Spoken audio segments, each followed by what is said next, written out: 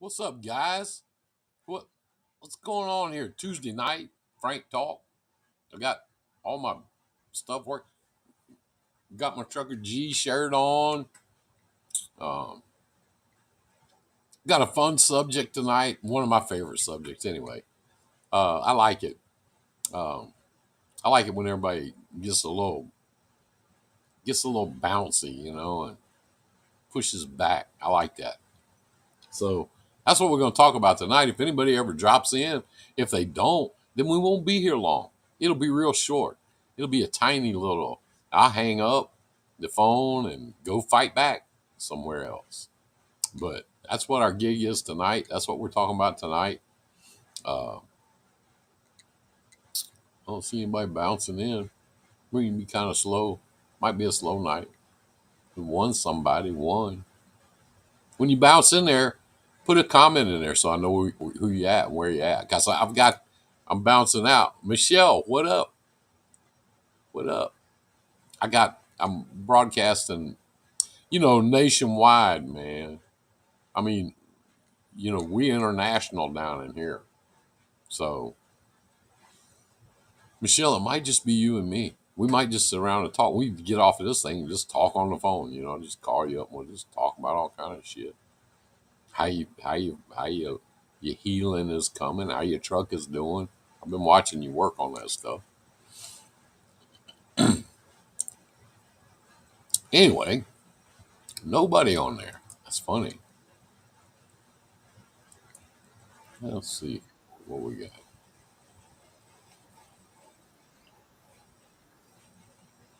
Turn this noise off.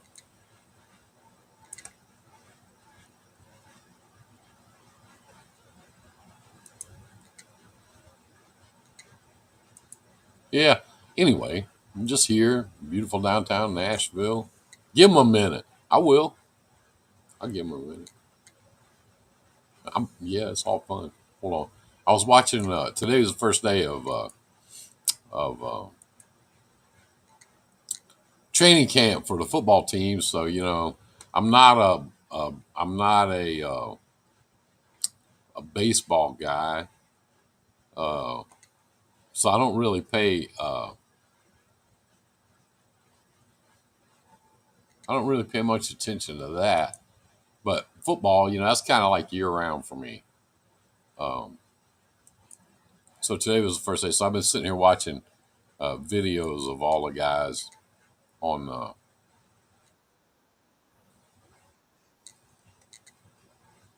the Titans. Yeah, that's right. Go Titans. Tighten up, as we say here in the world. But tonight, what I want to talk about, I see a bunch of people. I'll go ahead and get into it. And if nobody shows up, then that's okay. That's all right with me. I know it's summertime. I know it's hot AF. Been out there in it. Been out in the been out in the shop, out in the garage, working on stuff. Been out in the field. Uh, man, it's hot. But I want to talk about fighting back. I, it bothers me. Did you see that video? Did you guys see that video of that kid? I say kid, 20 something years old, 23 years old, I think, or 24.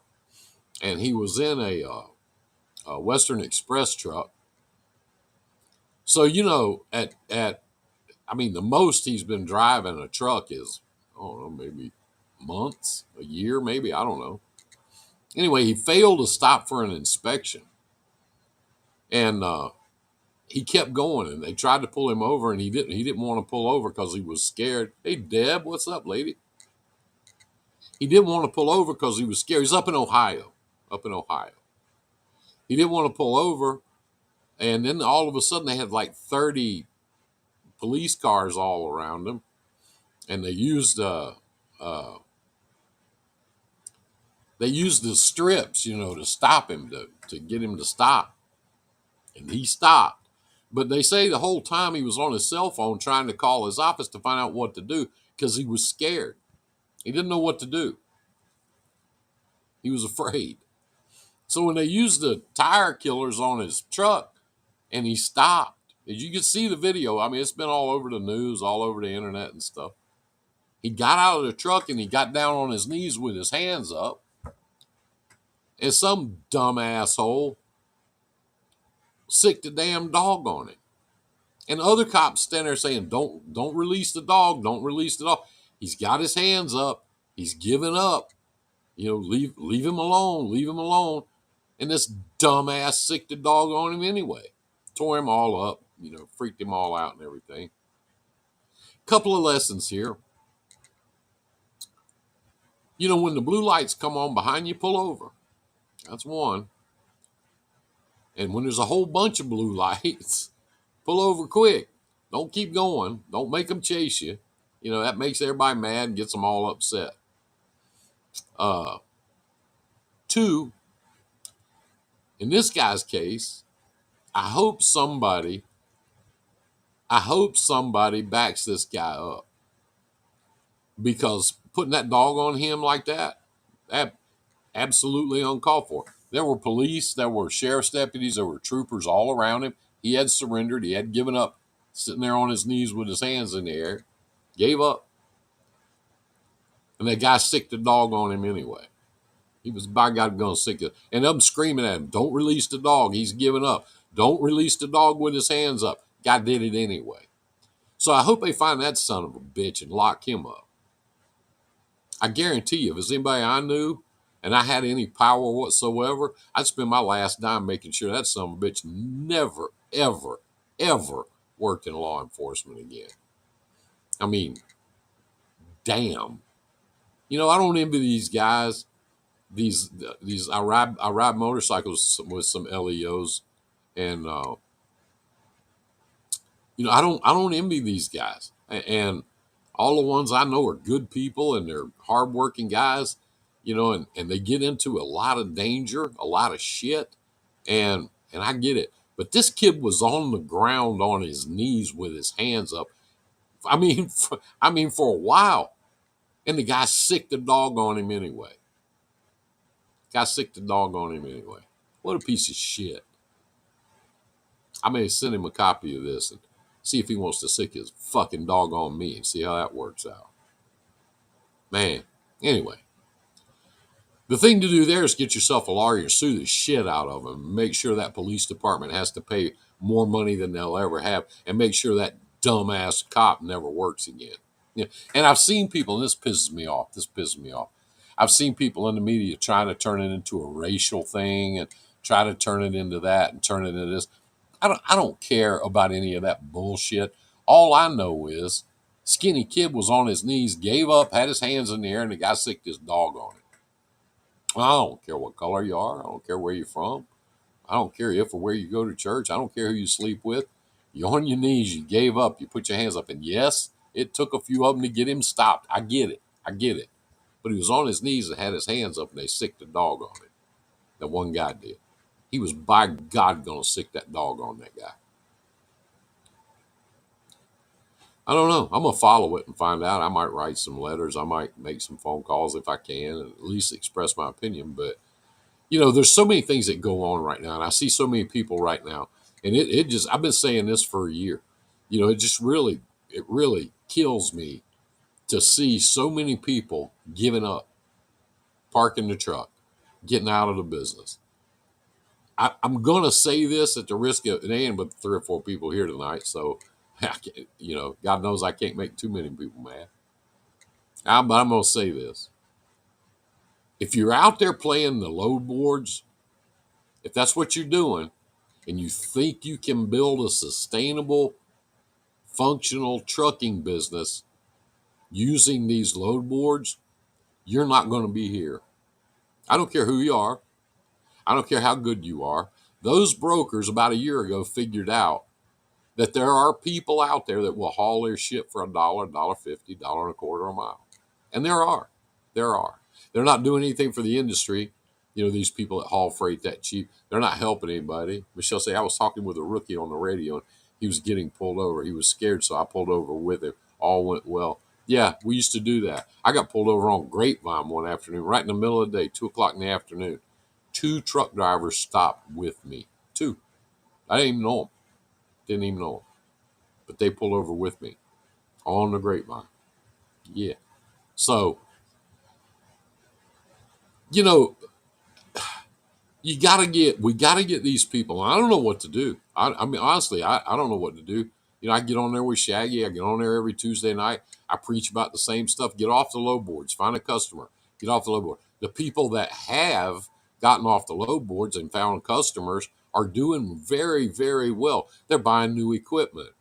They're looking for more trucks. They're needing help. They can't cover everything, and they're doing well and they're making damn good money. Ain't that right, Deb Dingo? But you guys that get up in the morning, you're pig-headed as shit, and I can't help you. I don't know what to do to help you. You flip on that DAT and you think that's how you operate a trucking company. I got news for you. It's not going to get better. It's going to get worse. Okay? You're not going to be here. You're not going to be around. You better get up off your ass and listen to some of these people that are trying to help you and get out there in the world and do some business. Okay?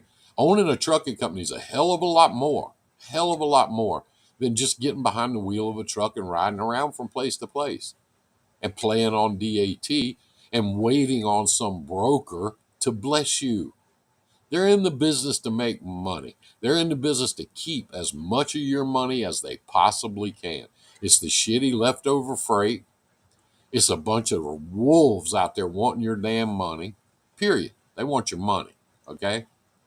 They want to keep it from you. That's what they want. They don't care about you. They don't care if you got a truck or 3 trucks or 5 trucks or a family, a house payment, a car payment. The insurance has gone up. Shit, man, going to the grocery store has gone up. They don't care. They don't care about any of that.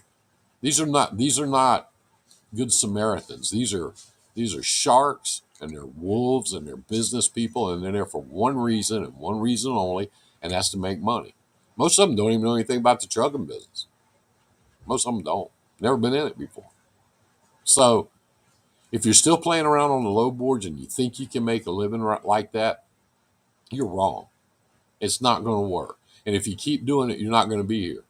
You're not going to be here. I see people diversifying. I don't mean the same way Shaggy does, starting 5 different companies at one time and all that. I think that's a lot to try to manage, a lot to try to keep your arms around. And I just don't see taking your eye off the ball as a good idea. Dance with the one that brung you. That's always been my thing. When I make an investment, I invest in my company because that's what's kept me going for all these years and fed my family. But by diversifying, look at hauling different freight. Deb just went out and bought a different kind of trailer. She rolled the dice. Roll the dice. Got a good customer. They want me to work. I ain't got the right equipment. I'm going to go get it. So she did. She didn't back up and cry. She fought. She stuck her neck out there and went after it. Went and got a trailer and said, okay, now I can do this business. Yo, what up? I don't even know who that is. Hold on. Let me see. Who's talking to me? Candace. Candace, what up? Anyway, we can fight back. We can fight back. Frank, what up? Shagley, what up? We can fight back. We can take these things back. If somebody does you wrong, fight back. Don't sit there and take it from them. If you have a claim on a TQL, number one, if you're hauling for TQL, you're an idiot anyway. But if you have a claim, they're going to hold all your loads. Whatever they owe you for, they're going to haul them off. I don't know if you know this or not. It's illegal to do that. It's illegal. It is. That little orange book they give you to carry around, it's right in there. It's illegal for them to do that. But what they know is that you don't have enough money to hire a lawyer and fight them. They know that. They know they can just screw you and get away with it. They know that. They know that.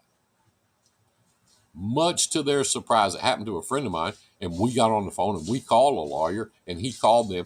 He said, you know what? He said, I think I'll just go ahead and sue your ass anyway, even if you pay this bill. So whatever you do, don't pay it. The next morning, they paid everything. They paid everything. Paid everything. It's illegal for them to do that. Fight back. Don't sit there and take shit like that from people. Fight back. Spend $100 on a lawyer to get your $10,000 they owe you. Fight back. fight back.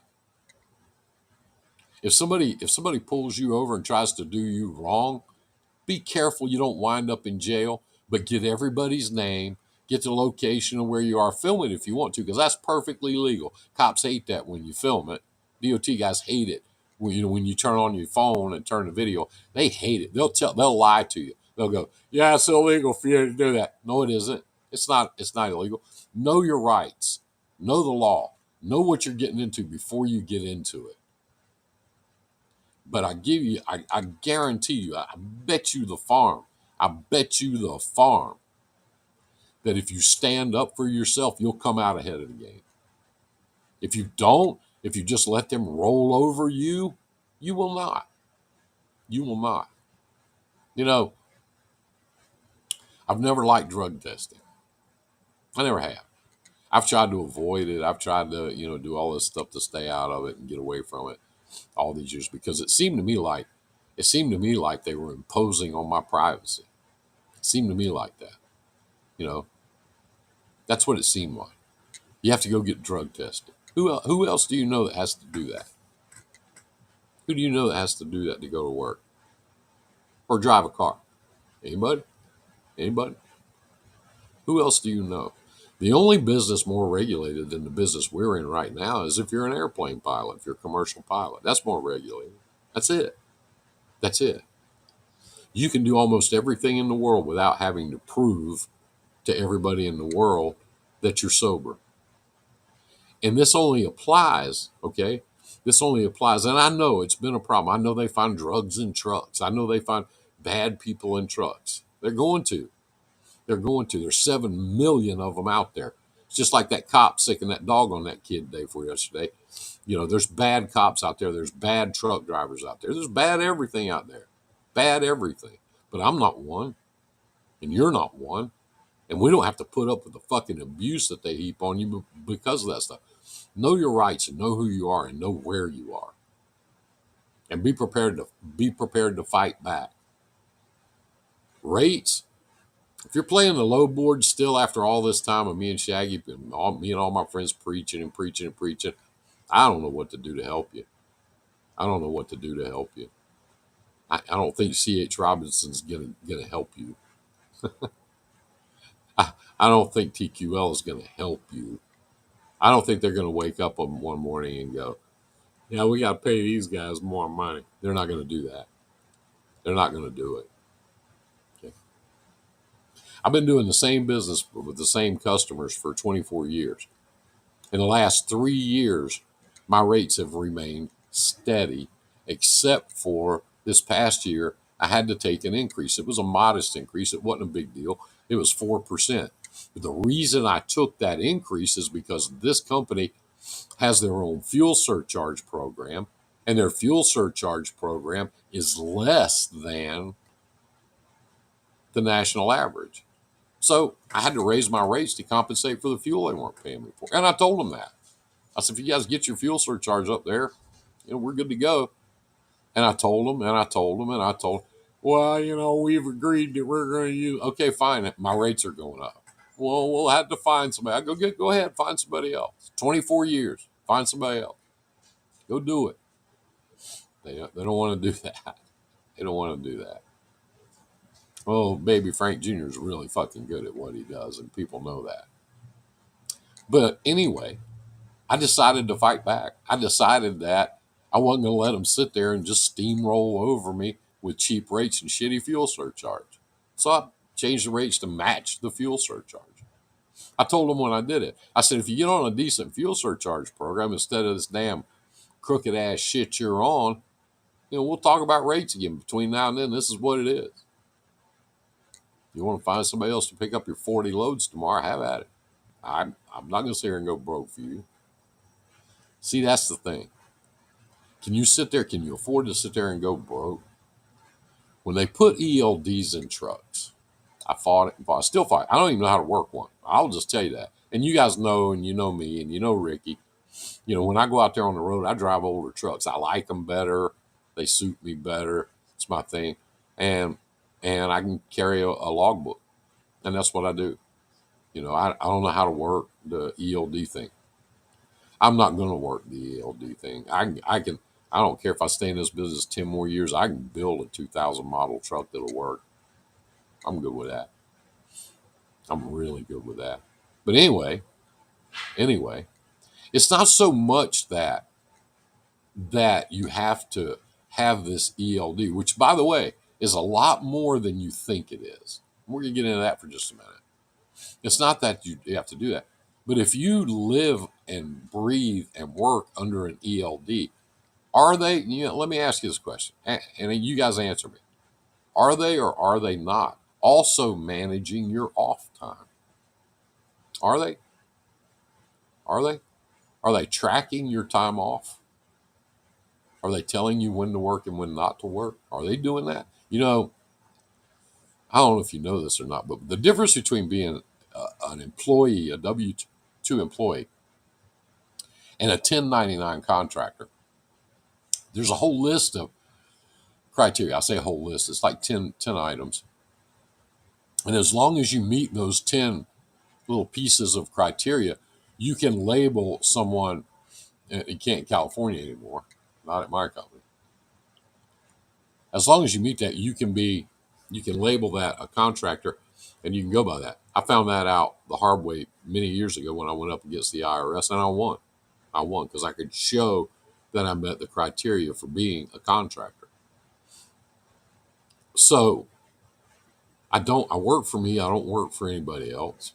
I'm not interested in working for anybody else. I'm not going to work for anybody else. But the drug testing and the ELDs are absolutely an infringement on my rights. On my rights. They just are.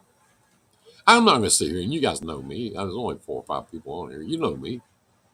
You know me. If I get to Louisville, my ass is coming home. I don't care what time it is, how many hours I got left. If I can get to Louisville, my ass is sleeping in my bed with my girl. That's right. I'm gonna get up in the morning and get me some of that hot breakfast. Yeah, I ain't gonna try to find a parking place in a fucking truck stop between Louisville and Nashville at 3 o'clock in the morning because I ain't one. There's nowhere to be. Might as well go home. So I'm going. I'm going home. But that's fine. Check my record. I've never had a wreck. There you go. But these things to me are an infringement. Now you must say, okay, Frank, fight back. What do we do about that? That is what I do about that. I drive older trucks so I can keep a logbook. As far as the drug screens go, they're few and far between. I go in there and I do it. I don't, it's not like I have anything to worry about with a drug screen. I mean, I haven't smoked weed in years and years and years or done anything else bad stuff a long, long, long, long, long time ago. It's not that. But I believe that they are infringing on my rights when they force me to do that. You want to force everybody to do it? If they want to go for it, we'll see. But don't force me and not force everybody else. It's not fair. It's not right. It's not right. And little Pete Buttigieg, who was a mayor of a town in Indiana, who is now the top guy in transportation for the biggest, baddest motherfucking country on this planet. Yeah, went from being a mayor to being in charge of transportation. His default is always the same thing. When somebody asks him a question, he always says the same thing. We're never going to miss an opportunity to make those roads safer for these truck drivers. Oh, fuck. You kidding me? Do you think the same laws and regulations should apply to me or Deb Dingo or Michelle Scolari or any of my other friends that apply to Swift? 8,000 trucks? I mean, seriously, you think the regulations is a one size fits all thing? Do you really? Do you think the regulations for a guy like me that's been driving for 40 years are the same as a guy that just came out of driving school 2 weeks ago? You think it fits? You think that's okay? How do you think that makes the guy that's been driving for 40 years feel? Not very happy. They penalize us all. Yeah. Yeah. Put us all in the same box with some kid that's been driving a truck for a week and a half. Same box. Same box. Same box. You know, there's so much fuckery going on in Washington right now. It is ridiculous, baby. You got that shit right. There's so much fuckery. The only way to get anywhere with anything, I'm learning, okay, is to sue the shit out of people. Just sue them. Sue the shit out of them. You know, it, I hate to be that way. I hate to think that way. I hate to think that we're so small and we've come to that in order to get somebody's attention, you have to sue them. But you guys, some of you guys have tried this. They parked their trucks on 1040 DC. They tried to circle the Capitol with their convoy thing.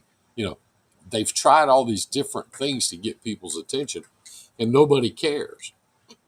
Nobody cares. They think that trucking, those people think that trucking is FedEx and UPS. That's what they think. It's been on the news this week because UPS is threatening to go on strike. You know, so the people in Washington are going, our truck drivers are going to go on strike. And I've heard people bitch about the union, fucking morons. I heard some old lady on there, well, these unions are corrupt and they're making these truck drivers go on strike.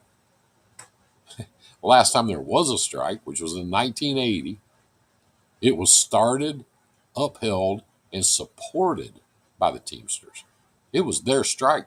Us little guys just joined them with them. But they were big, they were powerful, they led the way. And it got a lot of shit changed. So we got to fight back on this shit. I don't have all the answers. I wish I did. But I know this. I know this. If what happened to that kid yesterday, if that happened to me, I promise you that asshole cop that sicked that dog on that kid, I promise you, everybody he's ever met in his fucking life would know my name. I would make an absolute career out of going after that son of a bitch. He made those cops look bad. He made law enforcement look bad. He made everybody look bad. And you could tell right off the bat, all he wanted to do was get out there and beat a man and hurt. I'm going to hurt him. You piece of shit. Bring that to me. Bring that bull fucking shit to me. I'd make sure he knew my name. I'd make a career out of it. As far as the little things that we go through, the rates we go through, you know, I can't tell you anymore over and over. In fact, I'm tired of saying it. If you're living on the low board, you're not going to make it. You're not going to make it. So somebody will get on there, somebody will, all over a mud flat. Absolutely. Yeah, it's over a mud flat. He did fail to stop. You know, I've said that. He failed to stop. He was terrified. He was scared to death. He didn't know what to do. That goes back to the training these people are getting. You know, I mean, Western Express. Need I say more? Need I say more? He didn't know what to do. He kept calling in. There's a cop trying to stop me. What do I do? He didn't know what to do. He didn't know what the fuck to do. He was at a total loss for what to do. That's no reason. Once you get out of that truck and get on your knees and put your hands up like this, that's no reason for them to sick a dog on you.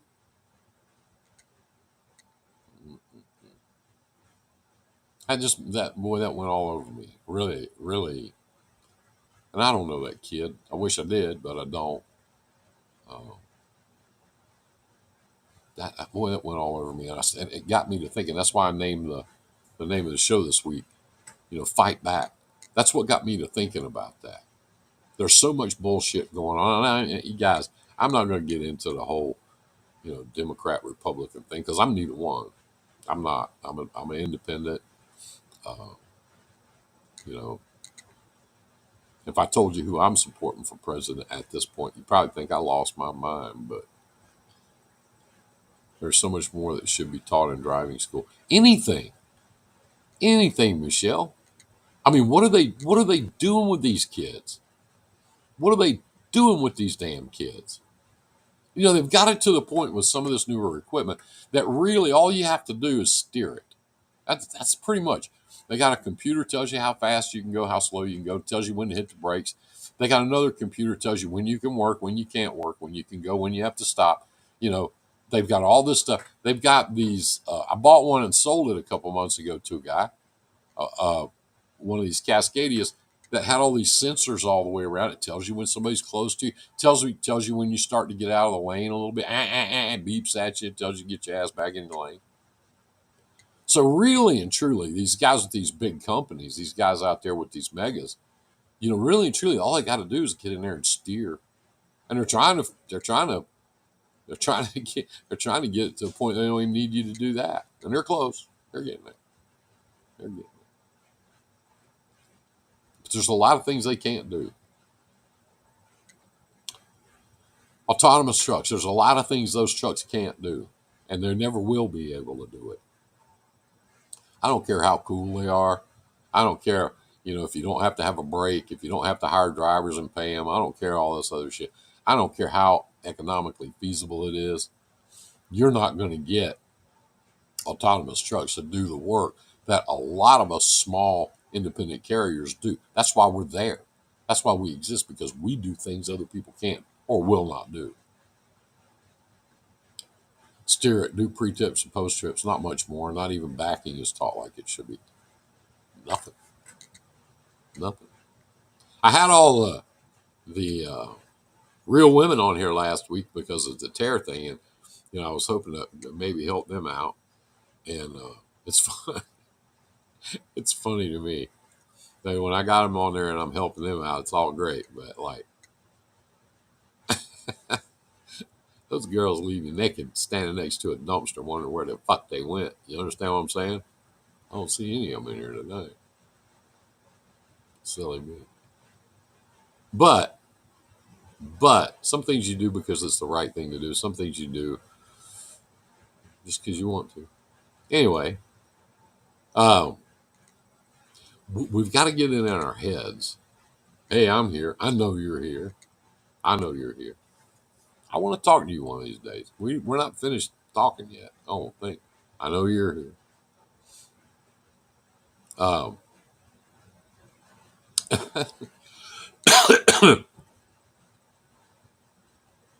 Anyway, it just struck me that for a long time, I kind of, one of my dad's favorite things to say when I was a kid growing up, and it became one of my favorite things as he got older, was I hate a bully and I love a fight. And that's a fact. God damn, I hate a bully. I can't stand that guy with that dog. Oh fuck! Bring your dog and come on over here. I appreciate you letting us talk last week. I love you guys. I think you guys are fucking great. I think you guys are. You actually talk about fighting back. You actually do things. You don't get on social media and go, "Yeah, I called a load the other day and I took it to Miami. Now these guys want to pay me 88 cents coming out of here." You didn't know that before you went down there, dickweed? Was somebody supposed to tell you that? Is it somebody else's fault? You poor thing.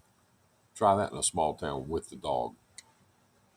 Okay, Deb, here we go. You brought it up, so here we go. Jason Aldean did not write that song.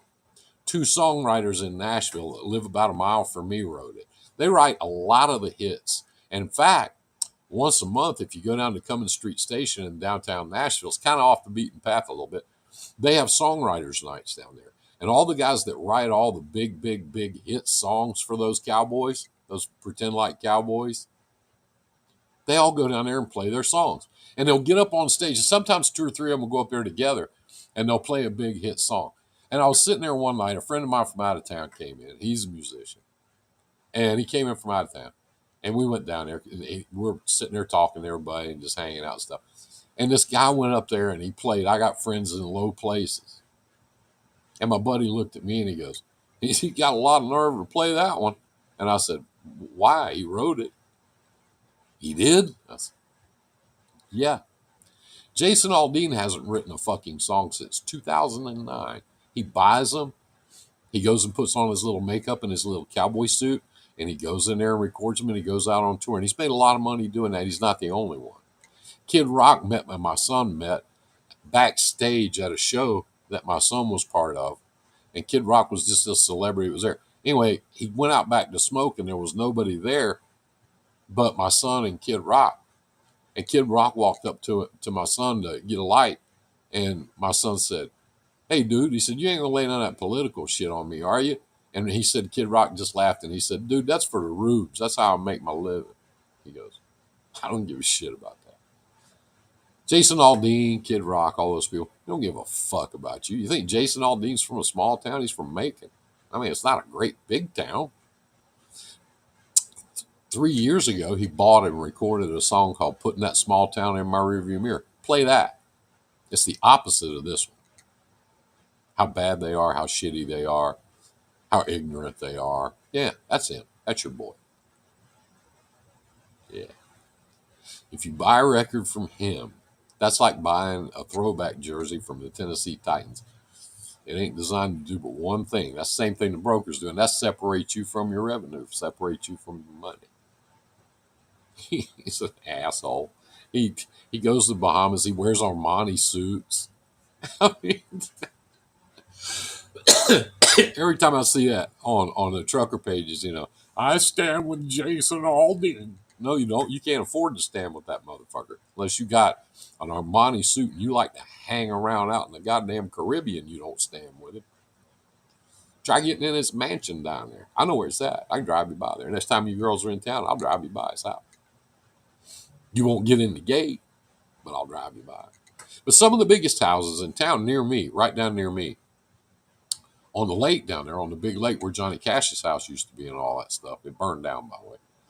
But in that little neighborhood, Johnny Cash lived there. Conway Twitty lived there. Who else? Back in the day, a lot of the real famous guys lived there.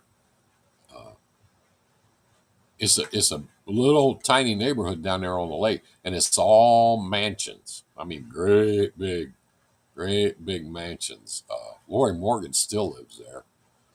Uh, Roy Orbison lived in that neighborhood when I first moved here. All those guys did. All of it. Most of the mansions in that neighborhood are owned by people you've never heard of before in your whole life. They're songwriters. They write the songs. They sell them to these guys, and then they get a kickback on them if the song goes popular, if it goes big. So Jason Aldean is making two guys that have been writing songs for 30 years in Nashville. He's making them quite wealthy with everybody going, "Yeah, I stand with Jason Aldean." He don't give a fuck about you.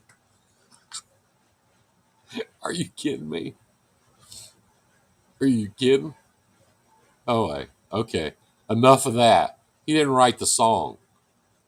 He didn't write the song. I don't even know if he can write a song anymore. He hadn't written one since 2009. But if you go down to Cummins Street Station on Wednesday, the second Wednesday night of the month, they have songwriters night down there, and all the guys that write all these hit songs are down there. A lot of them. Sometimes there'll be 10 or 15 of them, and they get up on stage with an acoustic guitar and play a song that you've heard a million times, and they wrote it 10 years ago and sold it. That's what they do. That's what they do. It's how they make their living. It's part of the business here in Nashville. Songwriters. Big business. Big business. It's long. I stand with Jason Aldean. Are you kidding me? Are you kidding me? That's like that kid got attacked by that dog coming up there this morning. Go, "I stand with German Shepherds." Yeah, God, please try that in a small town. Anyway, we can fight back on this stuff, guys. We can. We can get organized. I'll go out and find a lawyer for you if you want me to. I'll find a couple of lawyers that do trucking stuff, and we'll fight back on some of this stuff. You got to do that. You got to fight back. Deb, you don't need to hear this because you've been working your ass off ever since I met you. You fight back. You make your own rules. You do your own shit. I admire that more than you know.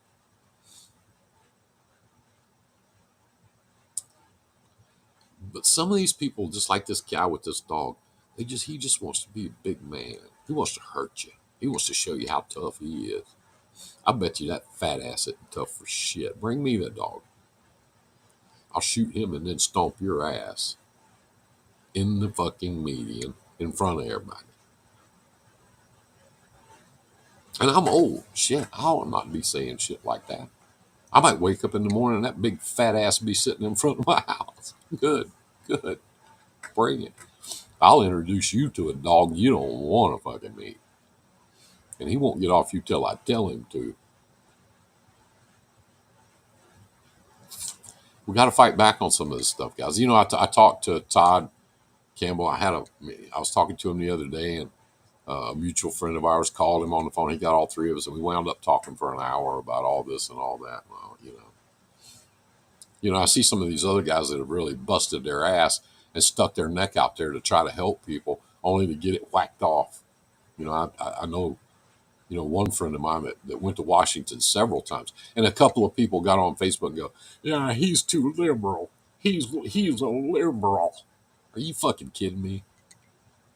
That guy was busting his ass for you. Here's another thing I get a kick out of. These guys want to start all their slow rolls and shit. And by the way, if you ever participate in that, and I come up on you and you try to slow roll me, I will put your ass to goddamn swinging. Hang on to your fucking shit, because I'm coming around. But these guys want to start all this shit in Nashville down at Uncle Pete's truck stop. That's where they like to go. Independent, Uncle Pete. Got the American flag on that. And I was standing down there one day. A couple of guys were there, and we were talking about this and that. And it was raining like hell. One guy said, "I ain't going in there. That goddamn Pete's a Democrat." And I said, "Are you kidding me?" And he goes, "No, that's the truth." I said, No, that's not what I mean. I said, you mean you're not going to go in that business right there because he's a Democrat?" I said, "Do you have any idea how much money and how many man hours over the last 30 years that man has devoted to veterans?" I said, "I will bet you $1,000,000 he's put more effort and more time into supporting veterans than anybody else in this state ever, ever." But you're not going to go in there because he's a Democrat. Fuck you. What are you, stupid? Fuck. We better learn how to talk to each other. We better, even if we disagree. And there's a lot of shit I disagree with people on, but I'll talk to them. I will. I do. I get on here every Tuesday night and beg people to get off the low boards, and they keep doing it. So, goddamn, I'm either stupid or I got a pretty thick skin. But we better learn to talk to each other. We better learn to put this thing straight. And I see truck drivers on there, especially this latest thing with I stand with Jason Aldean. Bitch, please.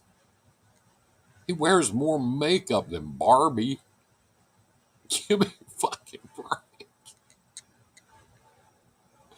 Oh, shit. That's some funny shit. Anyway, I'm enough of that. Okay, I'm sorry. I know everybody loves Jason Aldean. Fuck. You kidding me? We better learn to talk to each other. Because people like Jason Aldean and Joe Biden and Donald Trump, oh, yeah, I said that. I said that. They're just out there taking your money, smiling at you, and telling you any fucking thing you want to hear just to keep going, just to keep going, just to keep going. They are bought and paid for. Those people are bought and paid for. I have a customer who never feels the need to know where I am. I pick up the load, deliver it at my leisure within reason, and then send a picture of the signed bill of lading when done. Why the fuck do these brokers need to know where we're at every second of every day? I'll tell you why, because I am a broker, and I'll tell you why. But I treat my carriers the way your customer treats you. There's a couple reasons for that. I'm gonna full disclosure here. Most of the carriers that work for us have been working the least amount of time that one of my carriers has been working for me is like 8 or 9 years. I've got one carrier that's been with me 19 years. He's got 31 trucks, and he doesn't haul for anybody but me. Nobody. And every year, Frank Jr. does it now. I don't so much do it anymore, but every year we go out there and we sit down with them and we put all our rates together and we do all our stuff for next year that we're going to present to the customer. And that's what we go in there with, what we agree on. And every year they have to pull me back. Every year. I swear. I'll take you with me. I will. Anybody on this page right now wants to go, load up and you can go to Kansas with me. We'll sit down and meet. They pull me back. I go, guys, I really think we need a 7% rate increase. Well, I mean, but their fuel surcharge is funky. It stinks. We've had all these extra, this influx of fucking cost and all this shit going on. I think we need 7%. They go, no, no, no, no, no, Frank. No, Frank. If we go 7%, they'll find somebody else to do it. Let's go 4%. We're okay with that. Every year they pull me back. But we do the same thing. We get together, we figure out our rates, we figure out our business, we present it to the customer. I sign a contract for 2 years with them and 2 years with my carriers, and that's how we work. So, full disclosure, Deb, that's how I operate. And I know you and I are talking about two different things. I get it. I understand that. But but brokers do that because they're on they have a tenuous relationship with most of their customers. Very tenuous. The customers know most of these brokers don't have any assets.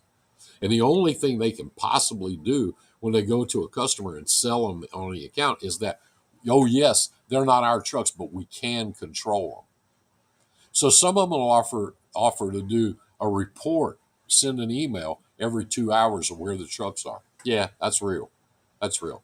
Why they want to know where you are every minute is because it's just like we were talking about before. Do the rules that apply to Deb Dingo and Frank G Trucks, do those same rules, one size fits all? Is that good for Swift? No, it's not. But you fit into that category if you haul a broker, because they're going to throw you in there with all the dickheads that don't pick up on time, don't deliver on time, leave piss bottles in their parking lot, show up with a dirty trailer. See where I'm going with this? That's why. That's why. It's just another way to manage you, to control you. And when I go out in the truck, if I go out there, more reason to not use brokers, I guess. I've been saying that for fucking years. Here's the thing, Deb. Here's the thing. And you're doing this now, and you know what I'm going to say, probably.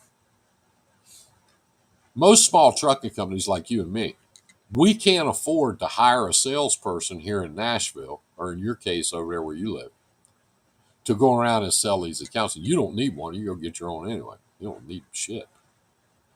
But if that customer sends you to different places every week, okay, if they've got freight going to all these different, now if they got freight going to the same places all the time, that's one thing.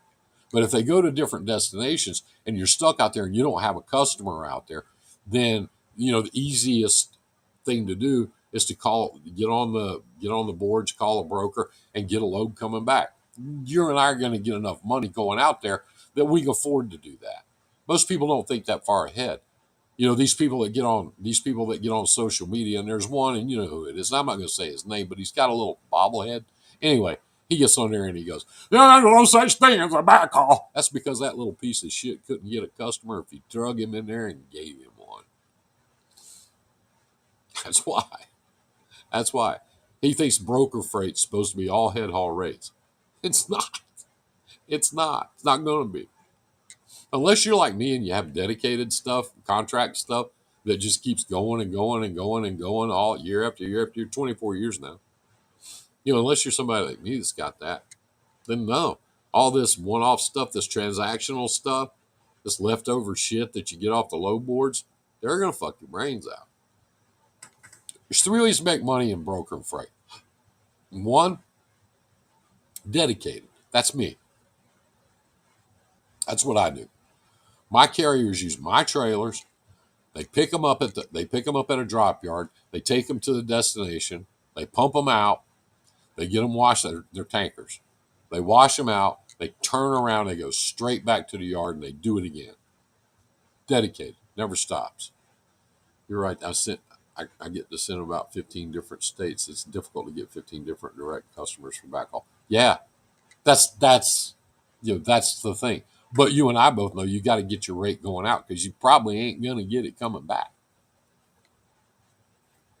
Good customers know that too. They do. Good ones. They know that too. Anyway, there's that first level. That first level is dedicated freight. Brokers that have dedicated freight, like me. My margins are a whole lot smaller. I have a smaller margin, but I do the same 40 loads all 7 days a week, 40 a day, 7 days a week. It's bread and butter. It pays the bills. It has been for me for years and years and years. The second level is what Deb Dingo's doing. That's the second level. We're talking about brokers, okay? She's got a couple of customers. They load her truck and they send her out, but it's not always to the same place. In fact, it might, like she says, 15 different states. Yeah, exactly. But if you stay with that customer long enough, you'll probably see all their customers at some point over and over eventually, right? So that's a level 2 customer. Now, as a broker, my margin's a little bit higher on that because it's harder work for me to find trucks to do that. It's harder work for me to do that. I have to spend a lot more time finding the right equipment, finding the right trucks, and then managing those loads. That's 2. 3, that's a customer that just gives you loads going all over the place and you never know what it is, where it's going. You don't know. It's all transactional. That customer will give you a load one day to New York, and then tomorrow they'll give you a load to Houston. And then the day after that, they want you to run to Portland, Oregon. Those customers, they're all over the place. It takes 10 times more man hours to dispatch as a broker, to dispatch one load of transactional freight, because you got to find the truck, you got to get them set up, you got to check their insurance, you got to check their safety score, you got to get them set up, you got to figure out how to pay them. 99% of them now factor is what it is. You got to get all that set up. Then you can dispatch that guy on that load. It takes an hour or two to do all that. Whereas my girls now get their loads for next week on my dedicated stuff on Thursdays, usually around 2 o'clock, 2:30. By 5 o'clock, they're done. It's all dispatched. They're all done.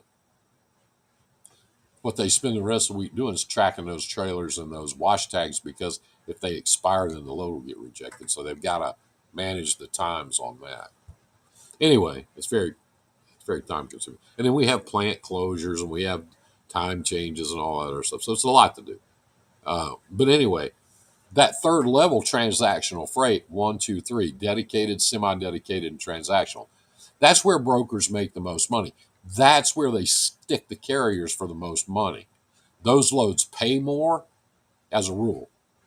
They pay more, and the brokers want to keep more of it. So it takes you an hour, maybe an hour and a half to dispatch a transactional load of freight with a carrier that you're not set up with already, or that you might not know, and you got to do your due diligence and check them out. It takes time to do that.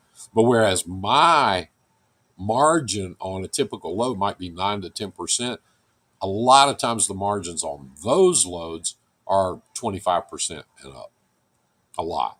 So now that you know these, now that I'm telling you all the dirty little tricks, anyway, that's where they make all their money, is on those loads. I've got customers. I've got a couple customers here in Nashville. One of them's semi-dedicated, and that it's really kind of easy because they go to the same places all the time. Like she'll move 6 loads a week to Chicago, so Nashville to Chicago.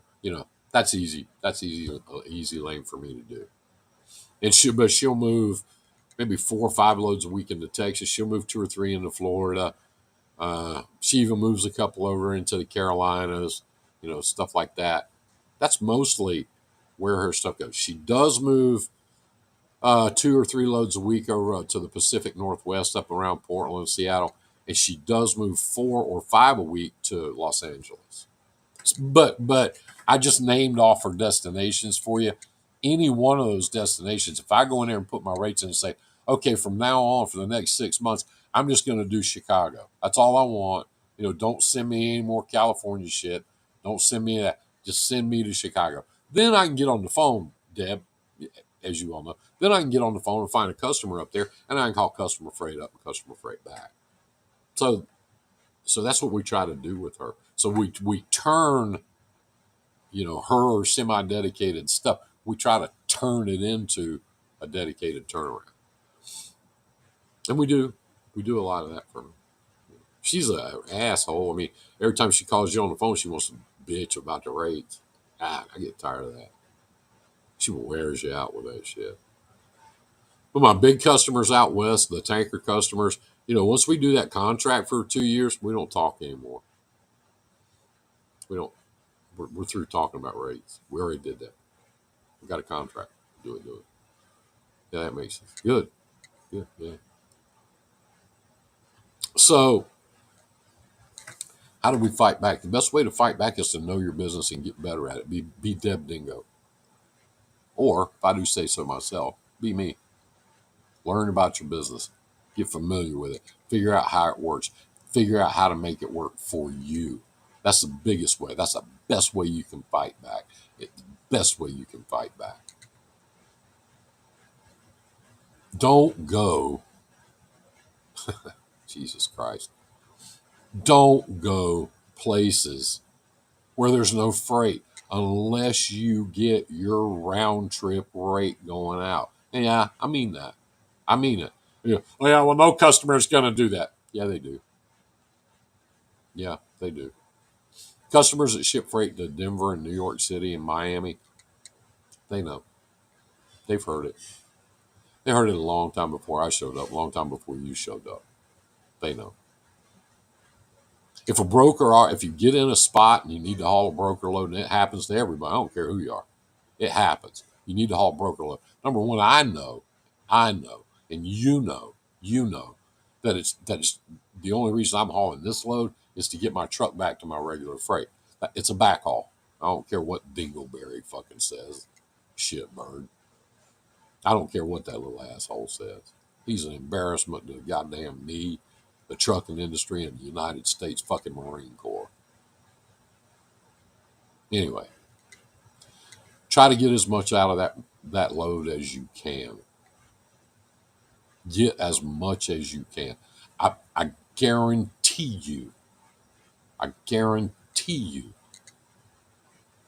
that broker's not going to get hurt if they have to pay you 12, 13% more.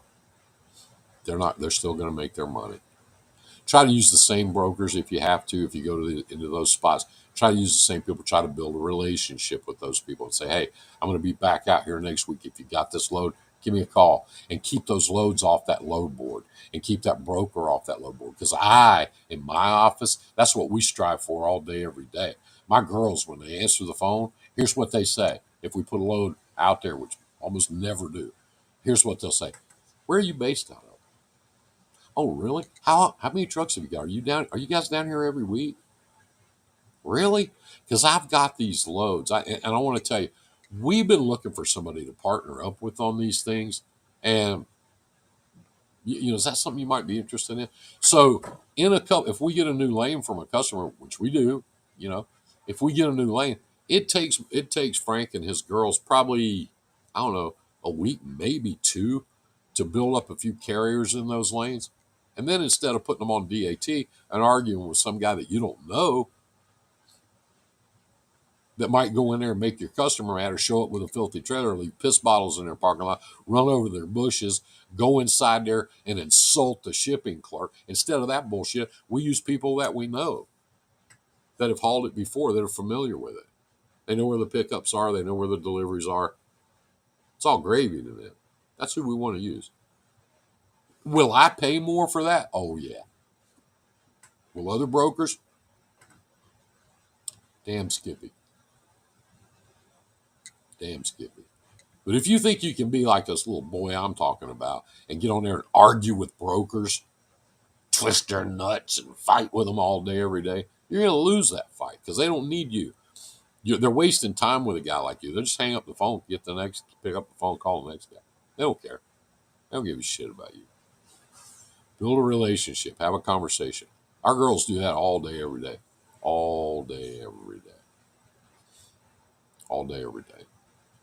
Two of my girls are bilingual. That helps a lot because some of the drivers are bilingual also, but some of them are more comfortable speaking in their native tongue. So that's what we do. If they have a problem, if they have a problem getting in and out of a shipper or receiver or something like that, and they call in, we can help them. We can help them. We don't have to go through an interpreter, use a dispatcher, any of that bullshit. We can help them with what they need. So Been here for an hour. That's a long time, guys. We got some people up in here now. Isn't that funny? I give out my best stuff. Hey, you guys that just came in, I noticed we got a bunch of people all of a sudden. I gave out my best information like in the first 2.5 minutes of this show, which starts at 7 o'clock Central Time every Tuesday night, just like clockwork. I'm like a bad penny. I turn up every Tuesday night right about 7 o'clock. And you guys that are just now coming in, geez, you missed it.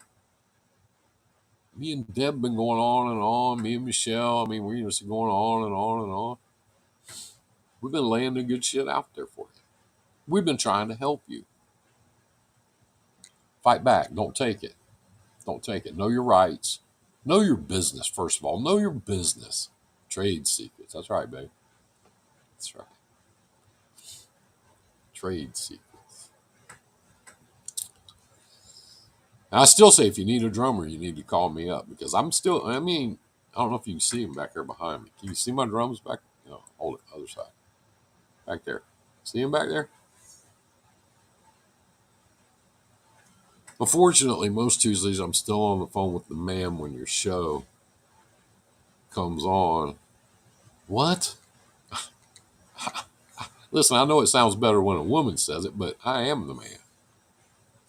Anyway, Deb, back there, my drums. You see my drums stacked up back there? I got a couple other sets in the shop, but those are my favorite ones.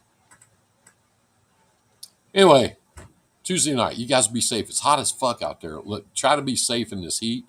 Good night, Michelle. Good night. Thanks for coming. Thank you. Thank you. Try to keep cool. Carry some water with you. Make sure you got some protection. Check your tires before you get on the street.